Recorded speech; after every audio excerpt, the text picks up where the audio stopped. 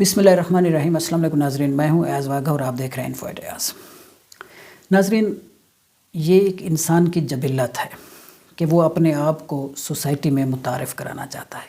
वो चाहता है कि मुआशरे में उसकी इज़्ज़त हो, ख़ानदान में उसकी इज़्ज़त हो, हल्का अहबाब में उसकी इज़्ज़त हो। तो उसके लिए ज़रूरी है कि अगर वो अपने मुआशरे में, अपने दोस्तों में और जहाँ कहीं भी वो रहता है उसमें अगर वो एक मुमताज़ मकाम चाहता है, एक ख़ास मकाम चाहता है, तो इसके लिए ज़रूरी है कि उसके पास इल्म हो। मुस्तनद इल्म जो होता है वो इंसान की शख्सियत को निखार देता है और मुस्तनद इल्म इंसान को मरने के बाद भी ज़िंदा रखता है। तो इसलिए मेरी कोशिश होती है कि मैं जितने भी वीलॉग करूं उसमें अपने नाज़रीन को कोई ना कोई इन्फॉर्मेशन दूं, कुछ ना कुछ मालूमात उनके लिए फ़राहम करूं जो आप दोस्तों के लिए मौसर हूं, आप दोस्तों के लिए फ़ायदा मंद हूं। आप कहीं अपने हल्का अहबाब में किसी महफ़िल में दोस्तों के साथ बैठें तो आप उसका जब ज़िक्र करें तो फिर आप प्राउड फ़ील करें अपने आप पे। तो इसी वजह से जो मेरी वीडियोज़ होती हैं वो मालूमात पर मबनी होती हैं। तो आप प्लीज़ मेरी वीडियोज़ को पूरा देखिएगा और अपने दोस्तों के साथ भी शेयर किया करें, क्योंकि इसमें यकीनन आपके लिए जो है एक मुस्तनद इन्फॉर्मेशन होती है। आज की इस व्लॉग में मैं आपको जो मालूमात फ़राहम करने जा रहा हूँ वो कुछ हिस्टोरिकल इन्फॉर्मेशन है। पाकिस्तान का एक बहुत ही कदीम तरीन शहर पेशावर, उसके हवाले से पेशावर में एक मकाम है गोर गठड़ी। गोर गठड़ी जो है ये हिंदुओं का लफ्ज़ है और इसका मानी है जंगजों का कब्रिस्तान। गोर गठड़ी जो है ये इसमें एक कारवां सराय मौजूद है।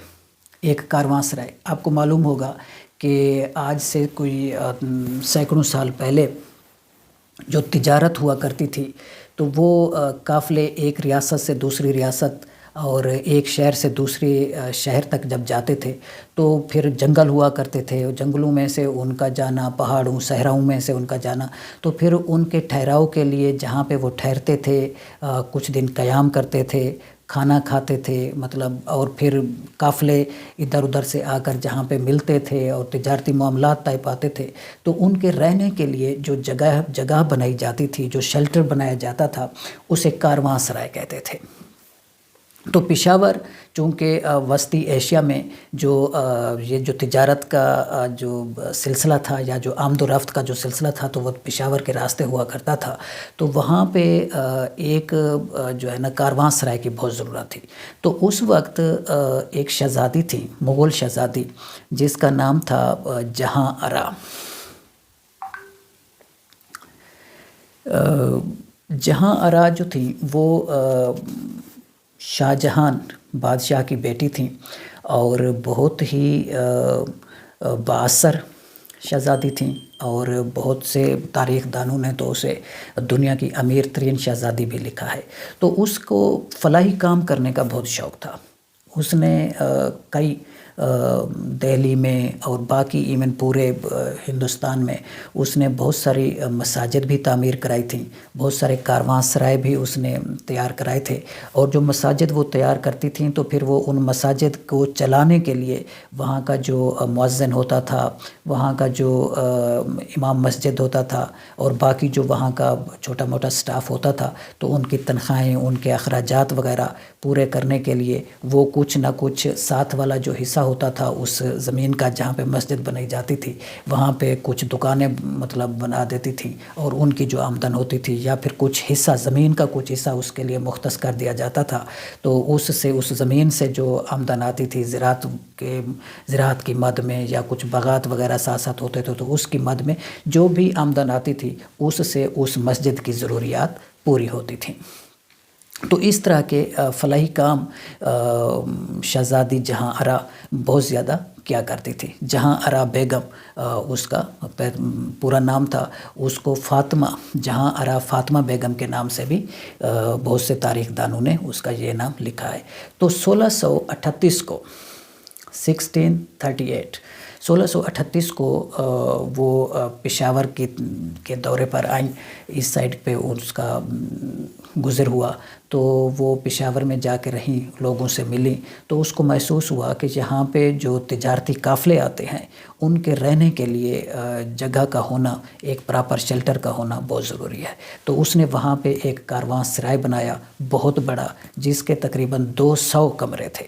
ان 200 کمروں میں سے 146 کمرے ابھی بھی ایگزسٹ کرتے ہیں اور ابھی بھی وہ استعمال میں ہیں۔ باقی جو کچھ کمرے ہیں وہ پرانے ہو گئے، یا پھر ان کو دوبارہ سے رینوویٹ وغیرہ کر کے تو اس کے اوپر کچھ دکانیں وغیرہ بنائی گئی ہیں۔ تو بہرحال پشاور میں کل جو ہے 8 سرائے ہیں، جن میں سے ایک جو ہے یہ کاروان سرائے، جہاں ارا کاروان سرائے اسے کہتے ہیں، تو وہ گوٹھ گٹھڑی کے مقام پر اب بھی واقع ہے، اور سب سے زیادہ ویل مینجڈ اور سب سے زیادہ سہولیات اسی سرائے میں موجود ہیں جو ابھی پشاور میں موجود ہے۔ تو یہ کچھ انفارمیشن جو تھی میں آپ دوستوں تک پہنچانا چاہ رہا تھا۔ اس کے علاوہ میں آپ کو بتانا چاہ رہا ہوں کہ کیا آپ جانتے ہیں کہ دنیا میں سب سے زیادہ مقروض ملک کون سا ہے؟ آپ سن کر حیران ہوں گے کہ سب سے زیادہ جو قرضہ ہے وہ جاپان کا ہے۔ جاپان نے سب سے زیادہ قرضہ جو ہے وہ مقروض ملک ہے دنیا کا سب سے پہلے نمبر پر، لیکن اس کی معیشت جو ہے وہ دنیا کے 7ویں نمبر پہ ہے۔ یعنی اس کی جو معیشت ہے وہ اتنی مضبوط ہے کہ دنیا کے 7ویں نمبر پر اس کا نام آتا ہے، جاپان کا۔ اس کی وجہ کیا ہے؟ میں سمجھتا ہوں اس کی وجہ یہ ہے کہ وہاں کی جو قیادت ہے وہ کرپٹ نہیں ہے، وہاں کی جو عوام ہے وہ کرپٹ نہیں ہے، وہاں کے لوگ اپنے ملک اور اپنی قوم سے محبت کرتے ہیں۔ ہم پاکستانی جو ہیں، ہمارا ملک دن بدن قرضے میں ڈوبتا جا رہا ہے، دن بدن مسائل کی دلدل میں پھنستا جا رہا ہے۔ ہمارے اوپر جتنے بھی لوگ آئے ہیں، حکمران آئے ہیں، چاہے وہ ڈکٹیٹر کی شکل میں آئے ہیں، چاہے وہ سویلین حکومت کی شکل میں آئے ہیں، تو انہوں نے آ کر اس ملک کو نوچا ہے۔ اس ملک سے انہوں نے اس ملک کے اوپر کچھ لگایا نہیں، بلکہ اس ملک سے انہوں نے کمایا ہے، اور کما کر ادھر ہی نہیں رکھا، وہ بیرون ملک لے گئے ہیں۔ سارا کا سارا سرمایہ وہ بیرون ملک جا کر انہوں نے انویسٹ کیا، اس ملک کے اوپر کچھ نہیں کیا۔ وہ آتے تھے، اس ملک کو جسٹ کھاتے تھے، کھا کر عیاشی کر کر پھر واپس چلے جاتے تھے۔ ایون کچھ لوگ تو ایسے ہیں جو اس ملک پر رول کرتے رہے، اس کے بعد ابھی تک ان کا پتہ ہی نہیں ہے کہ وہ کہاں ہیں، کیا کر رہے ہیں، پھر بعد میں اس ملک کے ساتھ ان کا کوئی لینا دینا نہیں رہتا۔ تو یہ بدقسمتی ہے ہمارے ملک کی، ہماری عوام کی۔ پھر ہم جو ہیں، ہمارا بھی جہاں داؤ لگتا ہے، ہم کرپشن کرتے ہیں، ہم جھوٹ بولتے ہیں، ہم دعویٰ کرتے ہیں کہ ہم اپنے ملک کے ساتھ خیر خواہ ہیں، اپنی قوم کے ساتھ خیر خواہ ہیں، لیکن عملاً ہم نہ تو اپنی قوم کے ساتھ خیر خواہ ہیں اور نہ ہی اپنے ملک کے ساتھ خیر خواہ ہیں۔ تو اگر ہم چاہتے ہیں کہ ہمارا ملک ترقی کرے، ہم ترقی کریں، تو ہمیں اپنے رویے بدلنے ہوں گے۔